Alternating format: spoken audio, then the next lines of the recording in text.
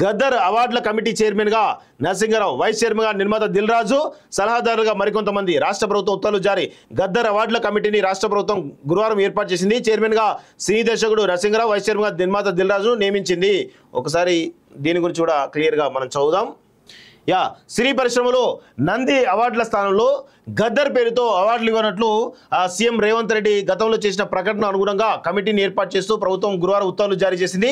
కమిటీకి చైర్మన్గా సినీ దర్శకుడు నరసింగరావును, అదేవిధంగా వైస్ చైర్మన్గా నిర్మాత దిల్ రాజును నియమించింది. గద్దర్ పేరుతో సినీ ప్రముఖులు అవార్డులు ఇవ్వడానికి అనుసరించాల్సిన విధి విధానాలు, నియమ నిబంధనలు, లోగో రూపకల్పన తదితరులకు సంబంధించి ఈ కమిటీ నిర్ణయం తీసుకున్నది. దర్శకుడు కె రాఘవేంద్రరావు, కవి అందశ్రీ, తమ్మారెడ్డి భరద్వాజ, నిర్మాత దగ్గుబాటి సురేష్, పాటల రచయిత సుభాష్ చంద్రబోస్, నిర్మాత ఆర్ నారాయణమూర్తి, గాయకుడు వందేమాతరం శ్రీనివాస్, అల్లాని శ్రీధర్, సానా యాదిరెడ్డి, హరీష్ శంకర్, బలగం వేరు ఈ కమిటీ సలహాదారులుగా వ్యవహరించారు. దీంతోపాటు film development corporation managing director ఈ కమిటీకి సభ్య కార్యదర్శిగా వ్యవహరిస్తారు. గద్దర్ పేరుతో అవార్డుల విధానానికి సంబంధించి ఎఫ్డీసీతో చర్చించి కార్యాచరణ ప్రణాళిక మొదలుపెట్టాలని ప్రభుత్వం ఈ ఉత్తర్వులో స్పష్టం చేసింది. గద్దర్ పేరుతో సినీ అవార్డులు ఇవ్వడానికి సంబంధించి గతంలో జరిగిన చర్చలకు కొనసాగింపుగా ఫిల్మ్ డెవలప్మెంట్ కార్పొరేషన్ ఇచ్చిన ప్రతిపాదనలు పరిశీలించిన ప్రభుత్వం కమిటీని ఏర్పాటు చేస్తూ నిర్ణయం తీసుకున్నది.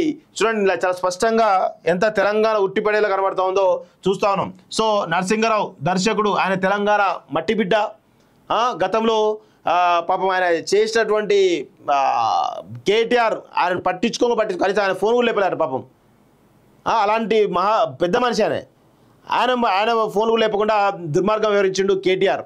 ఇగో తెలంగాణకు సంబంధించినటువంటి దిల్ రాజు ప్రముఖ నిర్మాత, అదేవిధంగా ఇగో రాఘవేంద్రరావు అంటే ఆ కమిటీకి సంబంధించినట్టు దాంట్లో సలహాదారులుగా ఉన్నాడు. సరే, తర్వాత కవి అందశ్రీ ఉన్నాడు, తమ్మారెడ్డి భరద్వాజ్ ఉన్నాడు, దగ్గుబాటి సురేష్ బాబు ఉన్నాడు, పాటల రచయిత సుభాష్ చంద్రబోస్ ఉన్నాడు, నిర్మాత ఆర్ నారాయణమూర్తి ఉన్నాడు, వందేమాతరం శ్రీనివాస్ ఉన్నాడు, అల్లాంటి శ్రీధర్ ఉన్నాడు, సానా యాదిరెడ్డి ఉన్నాడు, హరీష్ శంకర్, బలగం వేరు. వీళ్ళంతా కూడా అందులో 2-3 తప్ప మిగతా అంతా కూడా తెలంగాణలో ఉన్నటువంటి ప్రముఖ వ్యక్తుల, సినీ పరిశ్రమ సంబంధించిన ప్రముఖ వ్యక్తులే అని మనకు చాలా స్పష్టంగా అర్థమవుతోంది. అంటే చాలా జాగ్రత్తగా నిర్ణయాలు తీసుకుంటారు, కానీ కొన్ని నిర్ణయాలు కొంత ఇబ్బందికరంగా ఉంటుంది. దయచేసి వాటిని కూడా సరి చేసుకోవాల్సిన అవసరం అయితే కనబడతా ఉంది. సో ఇది మొత్తానికి గద్దర్ కమిటీ చైర్మన్గా నరసింగరావు, వైస్ చైర్మన్గా దిల్ రాజు, కమిటీ సభ్యులుగా తెలంగాణ సంబంధించిన ప్రముఖులతో పాటు రాఘవేంద్రరావు, సురేష్ బాబు కొంతమంది ఉండడం జరిగింది. అందరూ కలిపి పెట్టినట్టు మనకైతే చాలా స్పష్టంగా తెలుస్తోంది.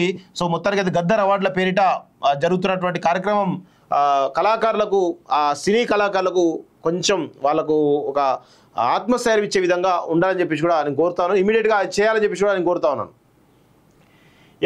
డిసెంబర్ 15-16 తేదీలో గ్రూప్ 2 ఎగ్జామ్ అంటూ ఆల్రెడీ చూసడం జరిగింది. జనవరి నుంచి సన్నబియ్యం రేషన్ షాప్ల ద్వారా సరఫరా, తెలంగాణ రేషన్ కార్డు ఉన్నవారందరికీ పంపిణీ, సబ్సిడీపై గోధుమలు సైతం, బియ్యం డైవర్ట్ చేస్తే డీలర్లపై చర్యలు. విజిలెన్స్ కమిటీ సమావేశంలో మంత్రి ఉత్తమ్ కుమార్ రెడ్డి అంటూ ఒకరిని చూస్తాను.